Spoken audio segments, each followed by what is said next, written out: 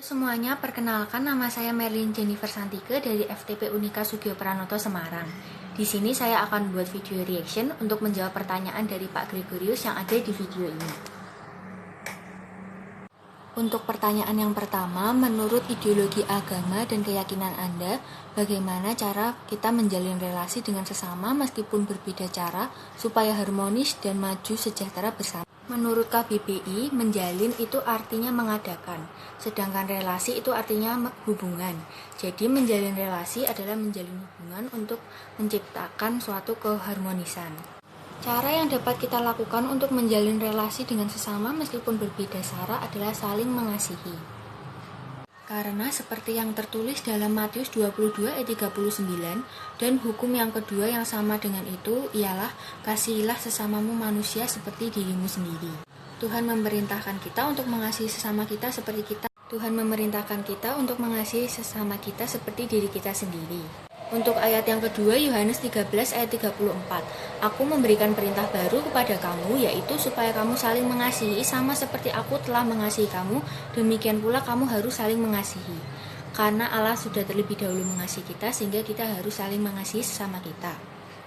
Cara kedua yang dapat kita lakukan adalah saling menghormati sesama kita. Seperti yang tertulis dalam Roma 12 ayat 10, hendaklah kamu saling mengasihi sebagai saudara dan saling mendahului dalam memberi hormat. Ketiga yang dapat kita lakukan adalah kita tidak boleh membeda-bedakan sesama kita. Seperti yang tertulis dalam Galatia 3 ayat 28, dalam hal ini tidak ada orang Yahudi atau orang Yunani, tidak ada hamba atau orang merdeka, tidak ada laki-laki atau perempuan, karena kamu semua adalah satu di dalam Kristus Yesus. Karena Tuhan Yesus tidak membeda-bedakan kita, maka kita harus mengasihi sesama kita tanpa memandang perbedaan. Untuk pertanyaan yang kedua, apa yang dimaksud dengan kapitalisme, individualisme, komunisme, dan hedonisme? Apakah agama Anda setuju dengan hal tersebut? Berikan kutipan kitab suci terkait.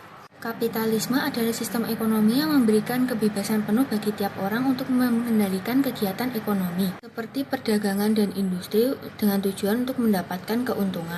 Tokoh di Alkitab yang bersifat kapitalisme adalah Raja Ahab. Seperti yang tertulis dalam 1 Raja-Raja pasal 21, Raja Ahab berusaha untuk mencuri kebun anggur Nabot dan perbuatannya itu membuat Tuhan sakit hati. Yang selanjutnya adalah individualisme, yaitu sikap yang mementingkan diri sendiri daripada orang lain. Tokoh di Alkitab yang bersifat individualisme contohnya Sakeus, yang tertulis dalam Lukas 19 ayat 1-10. Sakeus memungut cukai untuk mengambil keuntungannya sendiri, dan hal itu tidak sesuai dengan firman Tuhan. Selanjutnya konsumerisme, yaitu gaya hidup yang sifatnya tidak hemat. Contoh di Alkitab adalah perumpamaan anak yang hilang dalam Lukas 15 ayat 11-32. Perumpamaan ini bercerita tentang anak bungsu yang menghabiskan warisan ayahnya untuk berfoya-foya, padahal hal yang ia lakukan itu tidak penting dan membukakan hati ayahnya. Selanjutnya hedonisme, yaitu sifat yang menganggap kenikmatan pribadi sebagai tujuan hidup yang utama. Contoh di Alkitab yaitu anak-anak Ayub yang terdapat dalam Kitab Ayub 1 ayat yang keempat. Anak-anaknya yang lelaki biasa mengadakan pesta di rumah mereka masing-masing menurut giliran, dan ketiga saudara perempuan mereka diundang untuk makan dan minum bersama-sama mereka. Selanjutnya pertanyaan yang ketiga, dalam kitab suci Anda dijelaskan konsep dunia kiamat karena kesombongan manusia. Jelaskan apa yang terjadi sebelum, selama, sesudah konsep kiamat tersebut. Konsep dunia kiamat yang ada di Alkitab contohnya adalah Menara Babel. Karena orang di Babel bersikap sombong dengan membangun Menara Babel, sehingga Tuhan menghancurkan mereka dengan mengacaukan bahasa mereka. Oleh karena itu, kita tidak boleh bersikap sombong, karena ada tertulis di dalam Lukas 14 ayat 11, sebab barang siapa meninggikan diri, ia akan direndahkan, dan barang siapa merendahkan diri, ia akan ditinggikan. Sekian yang dapat saya sampaikan, semoga bermanfaat. Terima kasih.